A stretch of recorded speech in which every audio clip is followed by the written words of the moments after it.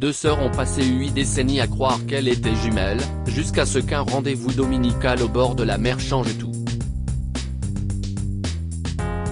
La vie de leur troisième sœur est en jeu, elles doivent se lancer dans une course contre la montre pour la retrouver. Parfois, j'aimerais qu'Wendy soit là. Ces moments passés avec lui me manquent. Je ressens la même chose. Cet homme était un mari merveilleux, n'est-ce pas? Le meilleur, soupira Maria. Et je n'ai jamais pu regarder un autre homme de la même façon après lui. Je suis sûr qu'il doit se sentir seul là-bas. Comme j'aimerais que mon mari Charles soit ne serait-ce qu'à moitié aussi romantique qu'Wendy. Il est encore sorti avec ses copains, s'est plainte Suzanne. Suzanne et Maria se tenaient au bord de la mer, admirant le paysage et parlant une fois de plus de leur vie, tandis que le soleil brillait dans le ciel matinal et que les oiseaux chantaient joyeusement. Aujourd'hui, âgée de 82 ans, Maria et Suzanne ont tout leur temps pour elles-mêmes. Tous leurs enfants ont déménagé et fondé leur propre famille, de sorte que les deux sœurs se retrouvent avec de nombreux petits-enfants. Mais au fond d'elles-mêmes, elles se sentaient seules.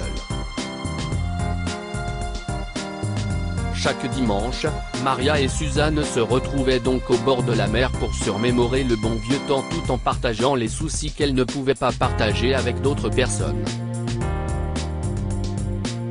Le mari de Maria est mort il y a plusieurs années et elle vit désormais avec son petit-fils, Rhys, dont les parents étaient trop occupés pour s'occuper de lui. Pendant que les deux sœurs passaient du temps ensemble, Rhys se promenait au bord de l'eau. C'est un garçon adorable. Dommage que ses parents ne rendent pas compte, a dit Maria en regardant Rhys, qui est assis sur le sable près de l'eau avec son iPad. As-tu parlé à Adam et Stacy? Tu leur as dit à quel point Rhys se sentait éloigné d'eux? A demandé Suzanne. J'ai essayé, soupira Maria. Tout ce qu'ils m'ont dit, maman, Rhys est un grand garçon. Il est en mesure de s'occuper de lui-même. Et il t'attend. Oh, terrible. Je sais, a répondu Maria. Il est toujours seul et n'a pas d'amis. Pour cela qu'il vient toujours avec moi pour te rencontrer. Il dit qu'il n'aime pas ses parents. Adam et Stacy vont bientôt se rendre compte de leur erreur. Le temps apprend aux gens des choses qu'ils n'auraient pas apprises autrement. Vrai, a dit Maria en regardant la mer. Penses-tu que nous pouvons être heureux à nouveau? Oh, nous sommes heureux. Pourquoi dis-tu que nous ne le sommes pas? A demandé Suzanne, déconcertée. Je ne me sens pas tout à fait à l'aise, a remarqué Maria. Comme si une partie de moi manquait. Andy te manque, a dit Suzanne en entourant Maria dans ses bras et en posant sa tête sur son épaule. Charles me manque aussi. Il est ici avec moi, mais nous sommes si loin l'un de l'autre. Je crois que je comprends ce que ressent Rhys. Ce n'est pas seulement cela, argumenta Maria. Quelque chose, quelque part, ne va pas. À propos de ta fille? Lui demanda Suzanne. Maria secoua la tête. Non, Seigneur. Ce n'est pas ça. Pourquoi suis-je inquiète? Je ne sais pas, Suzanne. Je ne sais vraiment pas. Mais mon cœur. Oh là là, j'ai comme l'impression que tout va mal. À un moment donné, Suzanne s'est moquée des inquiétudes de Maria en les considérant comme un effet du vieillissement. Nous avons 82 ans maintenant. Dans peu de temps, nous serons dans la maison de Dieu. Je sais, a dit Maria. mais nous sommes toujours là. Andy ne l'est plus. Ai-je un but, qui fait qu'il a choisi de me garder en vie? Malheureusement, les deux sœurs n'avaient aucune idée de ce qui allait se passer ensuite ou que leur monde entier allait bientôt être bouleversé, révélant quelque chose sur leur enfance qu'elles n'avaient jamais imaginé. Mamie Maria, hurla Rhys, détournant l'attention de la femme âgée. Il faut que je te montre quelque chose. Qu'est-ce ce que CIST, mon garçon? Demanda la femme plus âgée. Quelque chose en rapport avec ces créatures aquatiques et tout ce que tu as lu? Rhys s'est précipité vers Maria et Suzanne et leur a montré son iPad. Nous devons faire un devoir, et je cherchais des auteurs, et regardez ce que j'ai trouvé. Rhys a fait quelque chose sur l'appareil, et soudain une photo de Suzanne et Maria. En fait, quelqu'un qui ressemblait comme deux gouttes d'eau aux deux sœurs est apparu. CIST vraiment étrange, mamie, a dit Rhys. Elle ressemble exactement à vous deux. Elle s'appelle Eleanor, et CIST une auteure. Maria et Suzanne ont échangé un regard inquiet. Nous vieillissons, n'est-ce pas? A dit Suzanne en regardant la photo de Eleanor. Cette femme. Elle nous ressemble. Est-ce que mon esprit me joue des tours? Le cœur de Maria s'est mis à battre la chamade. Une sœur? S'interrogea-t-elle. Une sœur dont on ne soupçonnait pas l'existence? Grand-mère, et si? Bon sang, CIST cool. On devrait lui envoyer un texto? Ce serait amusant. Je veux dire, j'ai une autre mamie, et je ne savais rien d'elle. Alors que Rhys trouvait fascinant et excitant de découvrir une troisième grand-mère, Maria et Suzanne ne savaient pas trop comment réagir à la situation. Elles savaient toutes les deux que Maria était étrangement inquiète à propos de quelque chose, mais elles ne se doutaient pas que cela les amènerait à trouver une femme étrange à 1000 km de là, qui leur ressemblait exactement. On y va? A demandé Suzanne à Maria. On lui envoie un message? Pour voir si elle s'en aperçoit? Maria a regardé Suzanne avec inquiétude. Et si CIST notre sœur? Dans ce cas, nous n'avons pas beaucoup de temps pour la trouver, ajouta Suzanne. Puis elle demanda à Rhys d'écrire un message pour Eleanor. Il le saisit rapidement et appuya sur le bouton d'envoi. Maria s'est appuyée sur la balustrade. Est-ce un film? CIST tellement bizarre que certaines personnes penseront qu'il s'agit d'une fiction. Trouver une femme. Réaliser qu'elle est notre sœur perdue depuis longtemps. Détends-toi, a dit Suzanne. Peut-être que ce n'est rien. Peut-être que CIST un faux compte. Tu connais ces gens-là. Peut-être que ça ne veut rien dire du tout, Maria. Pourquoi es-tu si inquiète? Je suis inquiète parce que cela pourrait signifier quelque chose. Oh, ces familles d'accueil. Ils ne nous ont rien dit sur notre famille. Suzanne et Maria sont devenues orphelines très jeunes et ont grandi dans des familles d'accueil. Une fois sorties du foyer, elles ont décidé d'être proches l'une de l'autre et ont passé toute leur vie dans la même ville. Elles ont tenté d'en savoir plus sur leurs parents lorsqu'elles étaient plus jeunes, mais cela n'a donné aucun résultat. Puis elles ont rencontré leur moitié, se sont mariées et ont fondé une famille. Puis sont venus les petits-enfants, et Maria et Suzanne ont pris de l'âge. Une semaine s'est écoulée. Maria et Suzanne n'ont pas de nouvelles de Eleanor. Rhys est obsédé par l'idée de la retrouver, a expliqué Maria à Suzanne lors de leur rencontre suivante. Il passe son temps sur ses appareils après l'école. Il a dit qu'il avait contacté certains de ses amis. Oh, quoi qu'il arrive, ce sera pour le mieux, a dit Suzanne. Comment en es-tu si sûr? Je suis inquiète. L'inquiétude ne te mènera nulle part, Maria.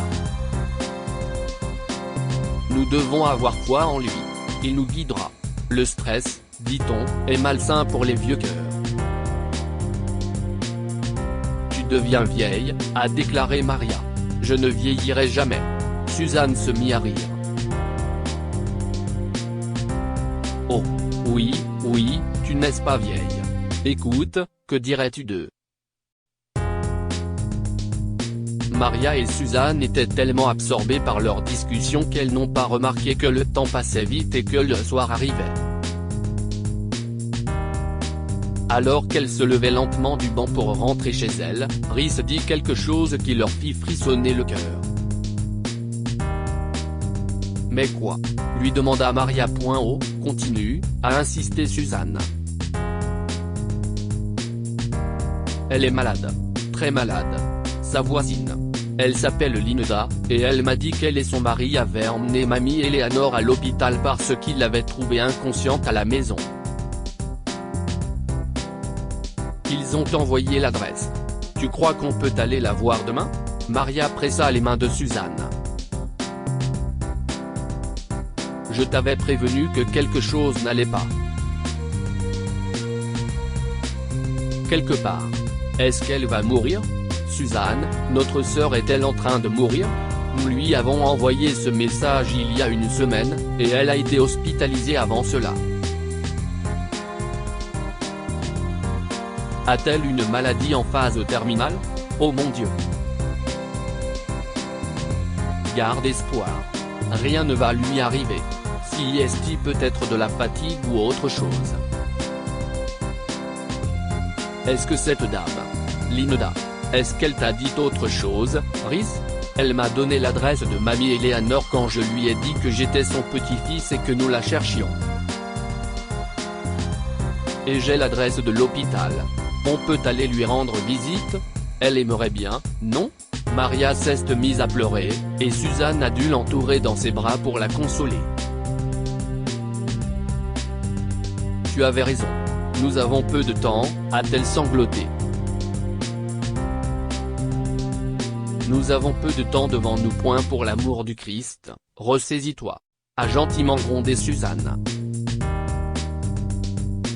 Tu crois que notre sœur apprécierait de nous voir pleurer alors qu'elle est déjà en train de vivre quelque chose?